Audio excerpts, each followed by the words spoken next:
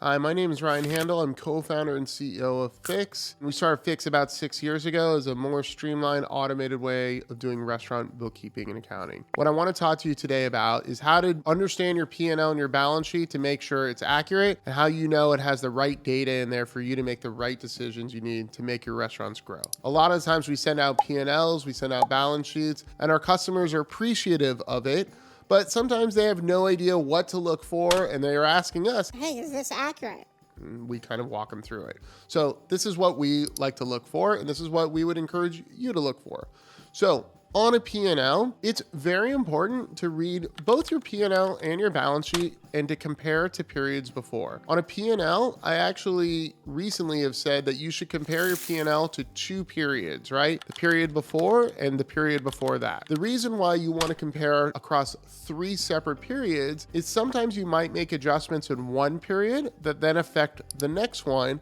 And that's why you need that third period as the kind of control period or control month in looking at what you're comparing. So again, when you're comparing the 3 periods, you should be able to go line by line and say, okay, that looks high, that looks low, so on and so forth. But when you're getting down into the nitty gritty of your P&L, and if you really want to be good about reviewing and auditing the work that your bookkeeper is doing, you should be reviewing what we call the P&L detail, or what other people call the general ledger. And a lot of times people see this long document that has all these line items on it, and they're like, whoa, I don't know what I'm looking at here. And the fact is, it's actually pretty easy. What I look for are a few things.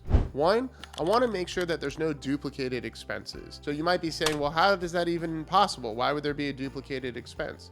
Well, if you have a vendor that's on auto pay, all right, let's say it's your liquor vendor, and you also upload an invoice but didn't tell the bookkeeper, Hey, I paid this invoice using this payment. it's very easy for the bookkeeper to possibly duplicate those expenses because we see the expense charged to your credit card or your bank account, and we see the invoices as well. Granted, we should be good enough to maybe see that those items are exactly the same amount, but we also rely on the customer to tell us, Hey, I paid this, vendor, and this is what it was paid for. and so there's a back and forth there. But ultimately, when I look at a general ledger or the P&L, I want to make sure there's no duplicated expenses. Secondly, at least in restaurants, we always want to make sure that the payroll is accurate and that the accruals are in correctly. Restaurants operate, 30, 31 days a month. It's not just 5 days a week like other businesses. So we always add in those accruals for payroll, right? So if you have 28 days of payroll, we try to accrue for those extra 2 to 3 days, depending on how large the month is. And those should always be in the P&L as well and reverse the following month, so that way they net 0. So you want to make sure your accruals are in, especially for payroll.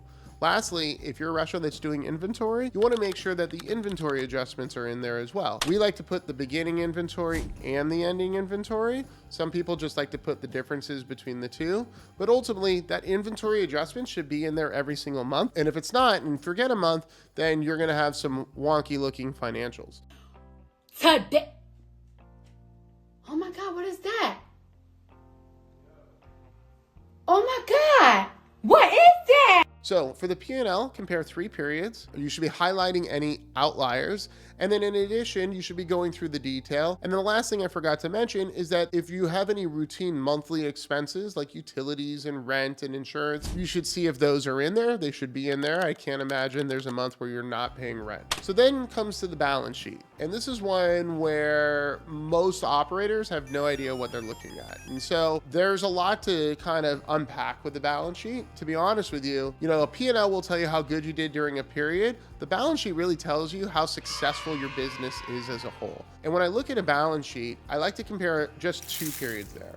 The current month compared to the month before, or the current period compared to the period before. The difference is that in a balance sheet, it's kind of a running total of your accounts, right? It's a running total of your bank, of your assets, of your liabilities. It's not really a moment in time unless you're just comparing the 2 periods.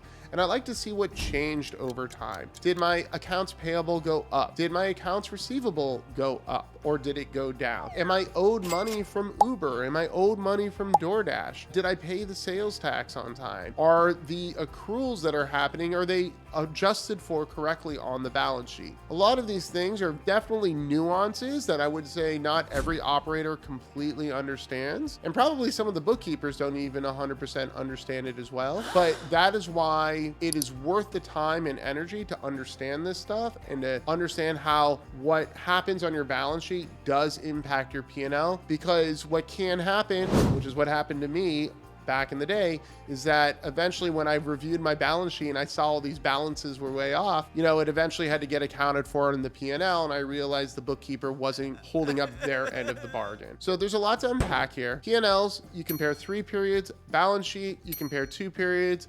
You want to look at the changes within the balance sheet. You want to look at the anomalies on your P&L, and ultimately you want to look at the detail of the P&L as well. If you have any questions and your bookkeeper is not willing to share this information, you know, talk to us, right? But we relish the opportunity to be transparent. We know not everything's going to be perfect on day 1, maybe not even perfect on day 100, right? But we are confident enough in what we're doing that if you say, hey, I think this account looks a little off, we'll look into it and we'll say, you know what? We have to make this one adjustment and we move on. It's important to be transparent, and it's important to have that line of communication. If you think what we're saying is kind of full of crap, please leave a note down below. But ultimately, we have a lot of experience in this stuff, and we think we have a good grasp on the restaurant industry as a whole. Thanks again for tuning in.